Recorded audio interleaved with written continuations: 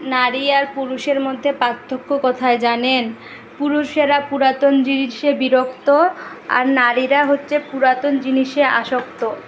পুরুষেরা ভালোবাসার মানুষটাকে পাওয়ার আগে যেরকম ভালোবাসা, যত্ন, সম্মান দেখায়, ঠিক তাকে পাওয়ার পরেই তার বিপরীত হয়ে যায়, তাদেরকে অবহেলা করে, অযত্ন করে।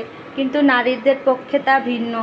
নারীরা তাদের শখের পুরুষকে, তার শখের সংসারকে ভালো রাখার জন্য তার জীবনের সর্বত্র দিয়ে তার সংসারটাকে সুখী রাখার চেষ্টা করে। জীবনের সব শখ আহ্লাদ বিসর্জন দিয়ে তার সংসারকে, তার প্রিয় মানুষটাকে, তার প্রিয় মানুষের পরিবারকে ভালো রাখার চেষ্টা করে। কিন্তু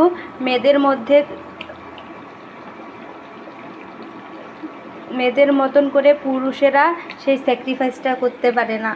এটাই হচ্ছে মেয়ে আর ছেলেদের মধ্যে পার্থক্য।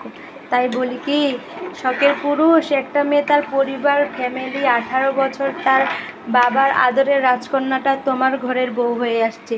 তুমি তার বাবার রাজকন্যার মতো রাখতে না পারো, তবে তাকে সম্মান, যত্ন আর ভালোবাসা দাও, বুঝলা?